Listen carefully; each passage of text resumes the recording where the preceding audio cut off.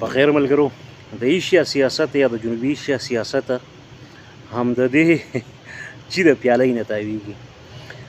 کال 2019 کې ابینندن ناغلی و پاکستان کې جوړ شوی و، بیا ټي واس فینټاسټک یا ټي اس فینټاسټک دغه فقره و. پاکستانیانو به اکثر و بیشتر هندوستانیانو ته وی چې ټي اس فینټاسټک.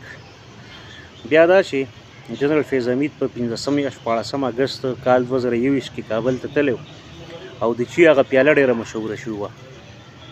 بهرحال سیاست باندې خو زه نه پوهېږم، نه په دې موضوعاتو څه ویمه، خو ایسحاق ډار پاکستان ډیپټي پرایم منسټر دی، وزیر خارجه دی، هغه وایي چې موږ د پخواني جاسوس جنرال فیض حمید د چې د پیالې قیمت چې دی نو هغه ادا کوو، او آی ایم ایف چې دی نو هغه ډیل نه راکوي یا ډیل را سره نه کوي، پیکیج نه راکوي او موږ ډیفالټ ته بوځي او موږ دانسته ته ډیفالټ ته بوځي.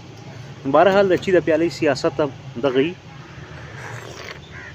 خو هغه تصویر چې کوم و هغه واقعي ډېر کربناک په دې معنی و چې د یو ملک لپاره نه ښایي چې د بل ملک په اندروني سیاست کې دومره دخیل شي، دومره وردن نه شي چې ستونزو جوړې کړي ځان ته هم او دغه قام یا دغه وطن دغه ریاست هم سټیټس انډرماین کوي.